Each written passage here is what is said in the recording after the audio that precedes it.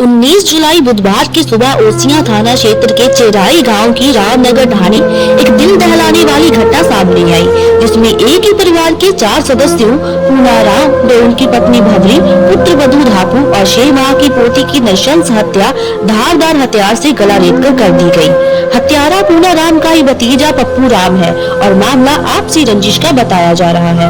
बेखौफ अपराधी ने हत्या के बाद शवों को आग के हवाले कर दिया। पड़ोसी जब धुआं देखकर घटना स्थल पर पहुंचे तो उन्होंने शवों को अधजली हालत में पाया। जब सुबह इस खौफनाक घटना की सूचना ओसिया विधायक दिव्या मदेरणा तक पहुंची, जो कि उस वक्त विधानसभा स्थल के कारण जयपुर में थी, उन्होंने तत्काल ही कलेक्टर और ग्रामीण एसपी को घटना स्थल पर भेजा और डीजीपी से तुरंत कार्रवाई और इसमें संलिप्त अपराधियों की तुरंत गिरफ्तारी की अपील की। दिव्या मदेरणा ने 11 बजे प्रश्नकाल शुरू होते ही अपने विधानसभा क्षेत्र ओसिया में हुए सामूहिक हत्या का मामला उठाने का प्रयास किया, परंतु नियम कायदों का हवाला देते हुए स्पीकर सीपी जोशी ने उन्हें बोलने की अनुमति नहीं दी। इसके बाद दिव्या मदेरणा विधानसभा से उठकर बाहर आ गई और मीडिया को संबोधित करते हुए घटना की जानकारी दी। उन्होंने बताया कि अपने विधानसभा के अंतर्गत वह न्याय व्यवस्था के साथ किसी भी प्रकार की अनियमितता बर्दाश्त नहीं करेगी। वह जोधपुर के वर्तमान आईजी पर भी जमकर बरसी और उचित प्रशासनिक कार्यवाही कर रहे थाना अधीक्षकों के अनावश्यक तबादले पर भी सवाल खड़े किए। उन्होंने इस नृशंस आपराधिक घटना को दुर्भाग्यपूर्ण एवं दिल दहलाने वाला बताते हुए अपनी संवेदना व्यक्त की। साथ ही घटना के संबंध में उचित कार्रवाई की मांग करते हुए ओसिया के लिए रवाना हो गयी।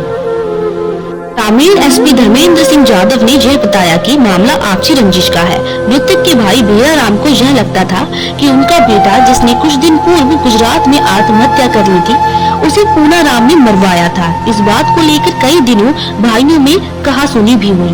यह विवाद इतना बढ़ गया कि भैया राम के पुत्र पप्पू राम ने बदले की भावना से अपने चाचा पूनाराम को परिवार सहित बेरहमी से कुल्हाड़ी से काटकर मौत के घाट उतार दिया। इस घटना से हर कोई सदमे में है। पूरे दिन ट्विटर पर जोधपुर और दिव्या मदेरणा ट्रेंड करता रहा। शाम को दिव्या मदेरणा जयपुर से घटना स्थल लगभग 400 किलोमीटर की दूरी तय करके आनंद फानन में पहुंची। देर रात तक वह चेराई गांव के लोगों के साथ बैठी रही व पीड़ित परिवार को हौसला देती रही। उन्होंने पीड़ित को मुआवजा सहित सरकारी नौकरी की मांग को उठाया।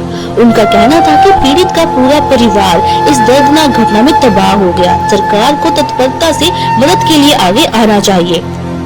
दिनांक 20 को देर रात तक पार्थिव शरीरों को मुख अग्नि दी गई।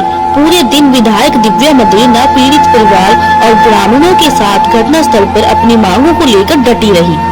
ओसिया विधायक दिव्या मदेरणा ने प्रशासनिक अधिकारियों और परिवारजनों के प्रतिनिधि मंडल व अन्य मौजूद लोगों से वार्ता की, जो सकारात्मक रही। शाम तक सहमति बनने के बाद धरना समाप्त हुआ। दिव्या मदेरणा ने कहा कि चिराई गांव की नृशंस घटना स्मृति से जा नहीं रही है। मन बहुत व्यथित है। हम सभी के लिए यह मुश्किल समय है। एक साथ एक परिवार की 4 चिताओं को देखना बहुत ही हृदय विदारक है। हम सभी इस शोक समय में पीड़ित परिवार के साथ हैं। ईश्वर से प्रार्थना है कि दिवंगतों की आत्मा को शांति प्रदान करे। हालांकि इस परिवार को जो नुकसान हुआ है उसे कोई पूर्ण नहीं कर सकता है। फिर भी इस परिवार पर आए विकट संकट को देखते हुए स्थानीय विधायक सुश्री दिव्या मदेरणा ने संवेदनशीलता दिखाते हुए एक महत्वपूर्ण निर्णय लिया, जिसमें पीड़ित परिवार के सहयोग हेतु अपने विधायक कोष से 1 करोड़ रुपए की सहायता राशि स्वीकृत की गई है और पीड़ितों के खेत में 25-25 लाख की लागत से 3 सरकारी ट्यूबवेल स्वीकृत करने हेतु जलदाय मंत्री को पत्र लिखा, जो शीघ्र ही लग जाएगी। इसके अतिरिक्त जिला परिषद से पशु आश्रय सहित विभिन्न कार्यों के लिए 3 लाख रुपए की राशि अलग से स्वीकृत करने हेतु अनुशंसा की गई है। घटनाक्रम के बाद से लगातार विधायक दिव्या मदेरणा जी ने इस परिवार को न्याय दिलाने के लिए यथासंभव सहयोग किया है। इस घटना के पीड़ित पक्ष की कमजोर स्थिति को देखते हुए उनके सहयोग हेतु मानवीय दृष्टिकोण से स्थानीय विधायक सुश्री दिव्या मदेरणा जी द्वारा किया गया सहयोग निश्चित रूप से उनके लिए उपयोगी होगा और संबल प्रदान करेगा।